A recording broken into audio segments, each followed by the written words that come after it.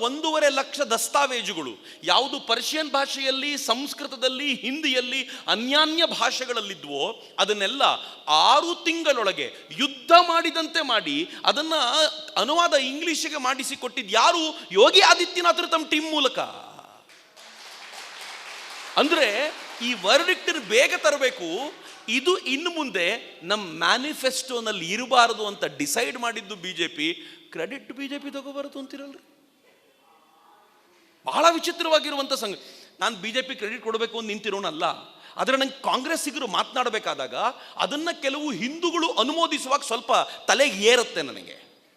ಕೆಲವು ಸೆಕ್ಯುಲರ್ ಹಿಂದೂಗಳಿದ್ದಾರೆ, ಇದನ್ನು political event ಮಾಡಬಾರ್ದು, ನರೇಂದ್ರ ಮೋದಿ ಬರಬಾರ್ದು. ಶಬಾಷ್, ಇದಕ್ಕೋಸ್ಕರ ಎಲ್ಲವನ್ನೂ ಬಿಜೆಪಿ ಹೊರಬೇಕು, ಕೊನೆಗೆ ಅವ್ರು ಬರಬಾರ್ದು ಅಂತಂದ್ರೆ ಮತ್ತು ಆಸ್ ಅ ಪ್ರೈಮ್ ಮಿನಿಸ್ಟರ್ ಬರಬಾರ್ದು ಅಂತ ನೀವು ಹೇಳೋದು ಅಂತಂದ್ರೆ ಎಂಥ ದುರಂತಕಾರಿ. ಇದು ಬಹಳ ದುರದೃಷ್ಟಕರ ಸಂಗತಿ ಅಂತ. ಮಿತ್ರ, ಈ ಇಡೀ ಈವೆಂಟ್ ಇದೆಯಲ್ಲ ಬಹಳ ಸುಂದರವಾಗಿರುವಂಥದ್ದು. ನಾನೊಂದಷ್ಟು ನೋಟ್ಸ್ ತಂದಿದ್ದೀನಿ ನಿಮ್ಗೆ ಹೇಳಬೇಕು ಅಂತ, ಏನೇನಾಯಿತು ಅಂತ. 1990 ಅಕ್ಟೋಬರ್ ಕೊನೆಯ ದಿನ, ಅಕ್ಟೋಬರ್ 30ನೇ ತಾರೀಕು ಒಟ್ಟಾರೆ ಅಲ್ಲಿ ಕರಸೇವೆ ನಡಿಬೇಕು ಅಂತ ನಿಶ್ಚಯ ಮಾಡಿದ್ರು. ಸಾಧು ಸಂತರು ನಿಶ್ಚಯ ಮಾಡಿದ್ರು. ನಿಶ್ಚಯ ಮಾಡಿದ್ದು ಯಾವಾಗ ಗೊತ್ತಾ? ಆ ವರ್ಷದ ಜನವರಿ ತಿಂಗಳಲ್ಲಿ ನಿಶ್ಚಯ ಮಾಡಿದ್ರು, ಅಕ್ಟೋಬರಲ್ಲಿ ಮಾಡಬೇಕು ಅಂತ. ಎಲ್ಲ ಉಳಿದ ಸಾಧುಗಳು ಗಲಾಟೆ ಮಾಡಿದ್ರು. ಏನು ಗಲಾಟೆ ಮಾಡಿದ್ರು ಅಂತಂದ್ರೆ, ಜನವರಿಯಲ್ಲಿ ಡಿಸೈಡ್ ಮಾಡಿ ಅಕ್ಟೋಬರಲ್ಲಿ ಮಾಡ್ತಾ ಇದ್ದೀರಾ, ಎಷ್ಟು ಡಿಸ್ಟೆನ್ಸ್ ಇದೆ, ಆದಷ್ಟು ಬೇಗ ಘೋಷಣೆ ಕೊಡಿಯಲ್ಲ, ನಮಗೆಲ್ಲ ಕರಸೇವೆ ಮಾಡಬೇಕು ಅಂತ ಹುಚ್ಚತ್ತಿದೆ ಅಂತ. ಆದರೆ ಉಳಿದ ಸಾಧುಗಳು ಏನು ಹೇಳಿದ್ರು ಗೊತ್ತಾ? ಹಂಗೆ ಮಾಡಬಾರದು, ಸರ್ಕಾರಕ್ಕೂ ನಾವು ಟೈಮ್ ಕೊಡಬೇಕು, ಮುಸ್ಲಿಂ ಬಂಧುಗಳಿಗೆ ನಮ್ಮ ಆಗ್ರಹವನ್ನು ಅರಿತುಕೊಳ್ಳೋದಕ್ಕೆ ಟೈಮ್ ಕೊಡಬೇಕು, ಅರ್ಜೆಂಟಲ್ಲಿ ಮಾಡಬಾರ್ದು. ಏನು ದೊಡ್ಡತನ ರೀ ನಮ್ಮದು. ನಮ್ಮ ದೊಡ್ಡತನ ಎಷ್ಟಿದೆ ಅಂತಂದರೆ, ನಮಗೆ ಕೋರ್ಟ್ ವರ್ಡಿಕ್ಟ್ ಕೊಟ್ಟಾಗ ಅದು ಭೂಮಿ ಹಿಂದೂಗಳಿಗೆ ಸೇರಿದ್ದು, ರಾಮ ಮಂದಿರ ಆಗಬೇಕು, ಅಯೋಧ್ಯೆಯಲ್ಲಿ ಮತ್ತೊಂದು ಕಡೆ ಒಂದು 5 ಎಕರೆ ಜಮೀನನ್ನು ಮಸೀದಿಗೆ ಅಂತ ಕೊಡಿ ಅಂತ ಕೇಳ್ಕೊಂಡಾಗ ನಾವು ಪಟಾಕಿ ಹೊಡೆದು ಸಂಭ್ರಮಿಸಬೇಕಿತ್ತು, ಬೀದಿಗೆ ಬಂದು ಆನಂದಿಸಬೇಕಿತ್ತು, ಕುಣಿದಾಡಬೇಕಾಗಿತ್ತು, ದೀಪಾವಳಿ ಅವತ್ತೇ ಮಾಡಬೇಕಾಗಿತ್ತು. ಮಾಡಲಿಲ್ಲ. ಯಾಕೆ ಗೊತ್ತಾ? ನಮ್ಮ ಊರಿನಲ್ಲಿರೋ ಮುಸಲ್ಮಾನರಿಗೆ ಬೇಜಾರಾಗತ್ತೇನೋ ಪಾಪ, ಅವ್ರಿಗೆ ಬೇಜಾರಾಗೋದು ಬೇಡ. ಏನು ವಿಶಾಲ ಮನೋಭಾವ ರೀ ನಮ್ಮದು. ಅವತ್ತು ಹಾಗೆ ಅಷ್ಟು ಟೈಮ್ ಕೊಟ್ಟು ಅಕ್ಟೋಬರ್ 30ಕ್ಕೆ ಮಾಡಬೇಕು ಅಂತ ನಿಶ್ಚಯ ಮಾಡಿದ್ವಿ. ಆಗ ಮುಲಾಯಂ ಸಿಂಗ್ನ ಗೌರ್ಮೆಂಟ್ ಇತ್ತು. ಮುಲಾಯಂ ಸಿಂಗ್ ಗೌರ್ಮೆಂಟ್ ಮುಲಾಯಂ ಸಿಂಗ್ ಒಂದು ಮಾತನ್ನು ಹೇಳಿದರು, ಭಾಳ ಚೆನ್ನಾಗಿ ಹೇಳಿದರು.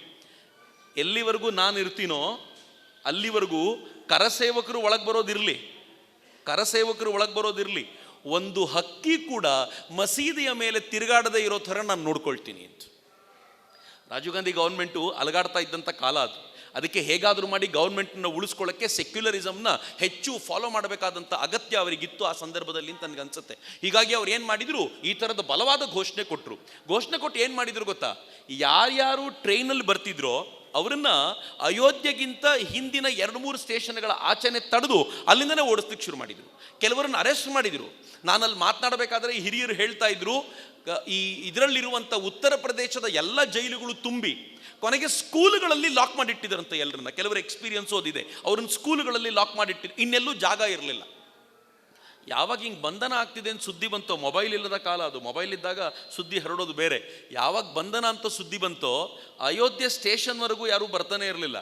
ಹಿಂದಿನ ಸ್ಟೇಷನ್ಗಳಲ್ಲೇ ಇಳಿದು, ಯಾಕೆ ಭತ್ತದ ಗದ್ದೆಗಳಲ್ಲಿ ನಡ್ಕೊಂಡು ಹೋಗ್ಬೇಕಾಗ್ತಿತ್ತು ಅಂತಂದರೆ ಇದೇ ಕಾರಣ. ಹಿಂದಿನ ಸ್ಟೇಷನ್ನಲ್ಲಿ ಇಳಿದು ಯಾರಿಗೂ ಗೊತ್ತಾಗದಂತೆ ಕದ್ದು ಮುಚ್ಚಿ ಅಯೋಧ್ಯೆಗೆ ಹೋಗಬೇಕು ಅಂತ ನಿಶ್ಚಯ ಮಾಡಿಬಿಟ್ಟಿದ್ರು. ಒಂದು ದಿನ ಮುಂಚೆ ಅಯೋಧ್ಯೆಗೆ ಸಿಂಗಲ್ರು ತಲುಪಿಬಿಟ್ಟಿದ್ರು, ಅಶೋಕ್ ಸಿಂಗಲ್ರನ್ನ ಮರೆಯುವಂತಿಲ್ಲ ಈ ಸಂದರ್ಭದಲ್ಲಿ. ಒಂದು ದಿನದ ಮುಂಚೆ ತಲುಪಿದ್ರು. ಅವತ್ತಿನ ಮಧ್ಯಾಹ್ನ ಅಂದರೆ ನಾಳೆ ಕರಸೇವೆ ಅಂತಂದರೆ ಮುಂಚಿನ ದಿನ ಮಧ್ಯಾಹ್ನ ಒಂದು ಪ್ರೆಸ್ ಮೀಟ್ ಮಾಡ್ತಾರೆ ಅಶೋಕ್ ಸಿಂಗಲ್ರು. ಪ್ರೆಸ್ ಮೀಟ್ ಮಾಡಿ ಏನು ಹೇಳ್ತಾರೆ ಅಂತಂದರೆ, ಕರಸೇವೆ ನಾಳೆ ಹೆಂಗೆ ನಡಿಬೇಕು ಅಂತಿದೆಯೋ ಹಾಗೆ ನಡೆಯುತ್ತೆ, ಎಲ್ಲ ಕರಸೇವಕರು ಸರಿಯಾದ ಸಮಯಕ್ಕೆ ಇಲ್ಲಿ ಬರ್ತಾರೆ. ಸರ್ಕಾರ ಕಣ್ಣಲ್ಲಿ ಕಣ್ಣಿಟ್ಟು ಕಾಯ್ಕೊಂಡು ಕೂತಿದೆ, ಎಲ್ಲಿಂದ ಬರ್ತಾರೆ, ಯಾರೂ ಬರಲ್ಲ ಅಂತ ನಿಶ್ಚಯ ಮಾಡಿದ್ರೂ ಕೂಡ ಸರ್ಕಾರಕ್ಕೊಂದು ಆತಂಕ ಇತ್ತು, ಸಂಘ ನಂಬಕ್ಕಾಗಲ್ಲ ಅಂತ. ಅವತ್ತೂ ಆಗಲ್ಲ, ಇವತ್ತೂ ಆಗಲ್ಲ. ನೀವು ಜಡ್ಜ್ಮೆಂಟ್ ಮಾಡ್ಲಿಕ್ಕೆ ಆಗದೇ ಇರುವಂಥ ಸಂಘಟನೆ ರಾಷ್ಟ್ರೀಯ ಸ್ವಯಂ ಸೇವಕ ಸಂಘ ಅಂತ. ವಿಶ್ವ ಹಿಂದೂ ಪರಿಷತ್ ಎಷ್ಟು ಚೆನ್ನಾಗಿ ಪ್ಲಾನ್ ಮಾಡ್ತು ಅಂತಂದರೆ, ಬೇರೆ ಬೇರೆ ಕಡೆಯಿಂದ ಹೋದವರೆಲ್ಲ ಸರಳವಾಗಿ ಒಳಗೆ ನುಗ್ಗುವಂಥ ವ್ಯವಸ್ಥೆ.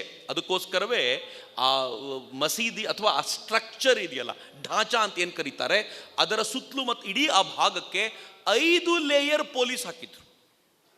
5 ಲೇಯರ್ ಪೊಲೀಸ್. ಬೆಳಗ್ಗೆ 9:30 10 ಗಂಟೆ ಆಯಿತು, ಯಾರೂ ಬರಲಿಲ್ಲ. ಮುಲಾಯಂ ಸಿಂಗಿಗೆ ಗೆಲುವಿನ ಆನಂದ.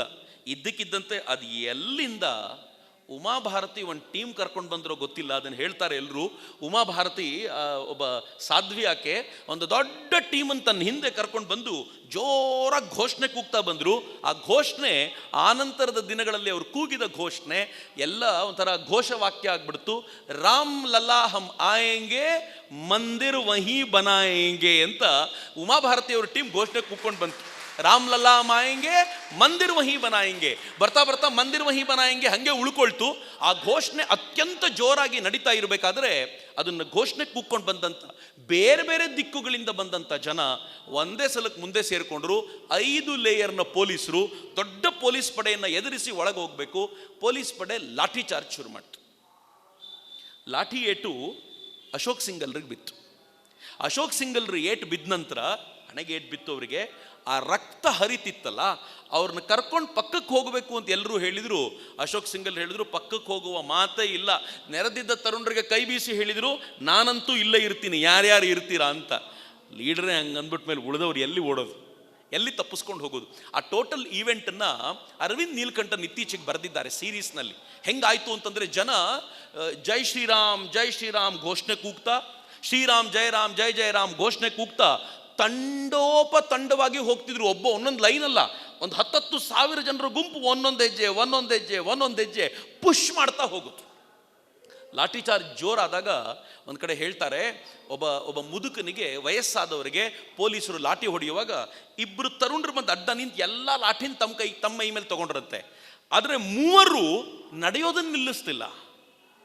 ಜೈ ಶ್ರೀರಾಮ್ ಘೋಷಣೆ ಕೂಗೋದು, 3 ಜೊತೆಲಿ ಹೋಗೋದು. ಪೊಲೀಸರ ಲಾಠಿ 2 ತರುಣರಿಗೆ, ಇವ್ರನ್ನ ಬಚಾವ್ ಮಾಡ್ಕೊಂಡು ಹೋಗೋದು. ಎಷ್ಟು ಜನ ಈ ಥರ ಸಾವಿರಾರು ಲಾಠಿ ತಿಂದಿದ್ದಾರೋ ಗೊತ್ತಿಲ್ಲ. ಅಷ್ಟೊತ್ತಿಗೆ ಯಾರ್ಯಾರು ಸಿಗ್ತಾರೋ ಅರೆಸ್ಟ್ ಮಾಡಿ ಬಸ್ಸಿಗೆ ತುಂಬಲಿಕ್ಕೆ ಶುರು ಮಾಡಿದ್ರಂತವ್ರು. ಬಸ್ಸಿಗೆ ತುಂಬಲಿಕ್ಕೆ ಶುರು ಮಾಡಿದ್ರು.